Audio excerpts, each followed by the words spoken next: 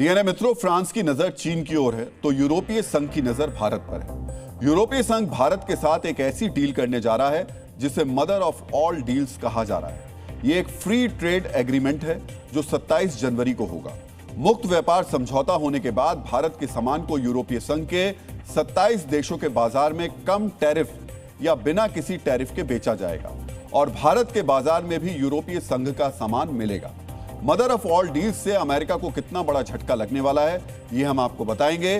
मित्रों, यूरोपीय संघ की president Ursula von der Leyen और काउंसिल प्रेसिडेंट एंटोनियो कोस्टा 25 जनवरी को भारत आ रहे हैं। वो गणतंत्र दिवस समारोह में मुख्य अतिथि भी होंगे। उसके बाद इस सौदे पर मोहर लगेगी। मित्रों, यूरोपीय संघ की अध्यक्ष इसलिए उत्साहित हैं क्योंकि यह दुनिया का सबसे बड़ा ट्रेड पैक्ट होगा जो दुनिया की आबादी की 1/4 यानी 2 अरब लोगों को प्रभावित करेगा।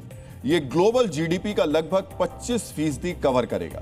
भारत और यूरोपीय संघ के बीच यह डील ऐसे वक्त में हो रही है जब अमेरिका का दबाव पूरी दुनिया में बढ़ता जा रहा है, जब ट्रंप ने यह तय कर लिया कि समूची दुनिया में आर्थिक उथल पुथल हो, जब वो बिना युद्ध लड़े ही समूची दुनिया को सरेंडर कराना चाहते हैं, तब यूरोप के 27 देश उस भारत के आगे हाथ बढ़ा रहे हैं जिस पर ट्रंप 50% टैरिफ लगा चुके हैं।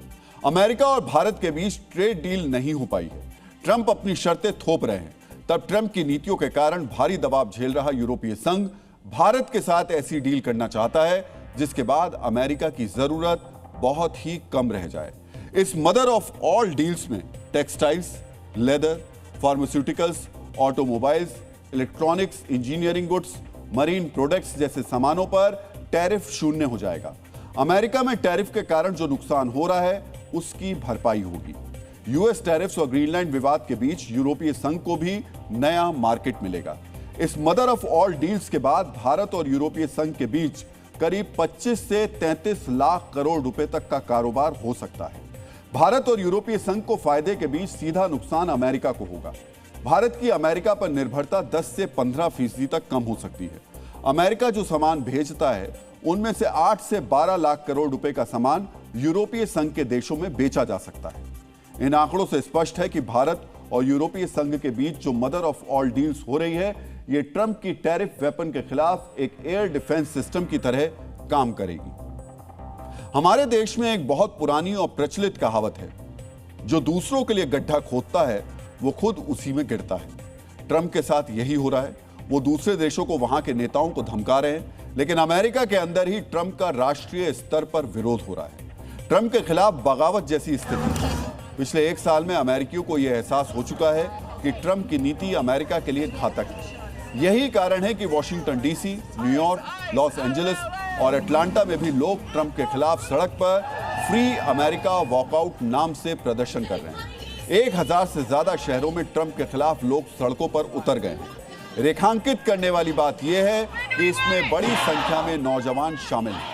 मतलब जेनजी ने भी ट्रंप के खिलाफ मोर्चा संभाल लिया है। कोई उन्हें फांसीवादी कह रहा है, कोई अधिनायकवादी करार दे रहा है, तो किसी का कहना है कि ट्रंप संविधान का खुला उल्लंघन करते हैं। मित्रों, 1 साल पहले जिन लोगों ने ट्रंप को चुनकर राष्ट्रपति बनाया था, उन्हीं के खिलाफ अमेरिकियों के विद्रोह के कई कारण भी।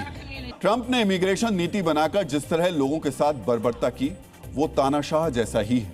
ट्रंप ने ट्रांसजेंडर के अधिकारों को सीमित कर दिया।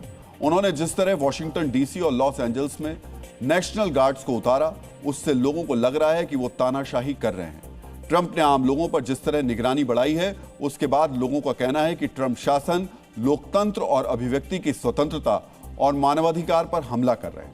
इतना ही नहीं, न्यायपालिका पर भी दबाव बनाया जा रहा है। आंतरिक तानाशाही के साथ साथ ट्रंप अपनी जिद पूरी करने के लिए जिस तरह अंतर्राष्ट्रीय स्तर पर दादागिरी कर रहे हैं और उस दादागिरी का नतीजा जो यूरोप से आ रहा है, उसको लेकर भी आम अमेरिकी चिंतित है।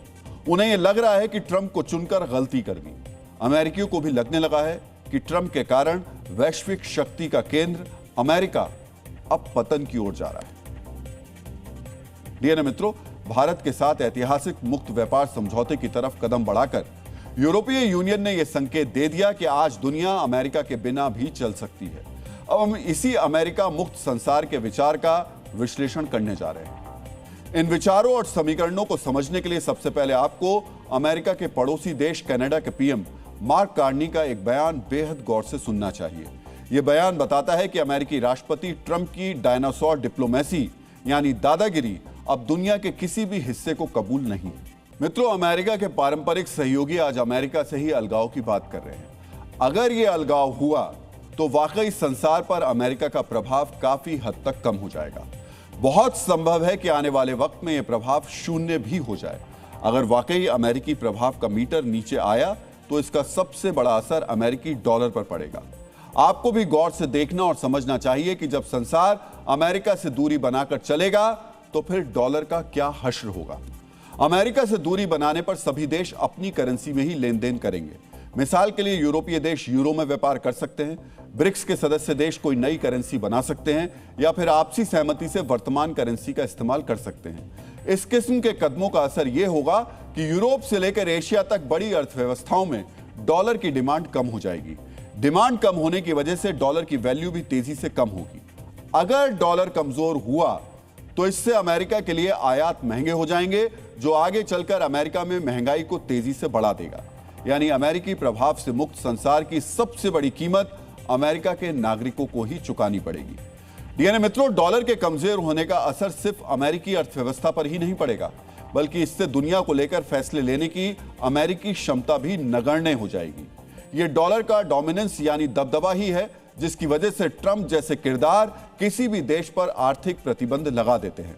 अगर डॉलर में ही दम नहीं बचा तो ट्रंप या भावी अमेरिकी राष्ट्रपतियों के पास किसी देश, शख्स या संगठन पर प्रतिबंध जैसे कदम उठाने की पावर नहीं बचेगी।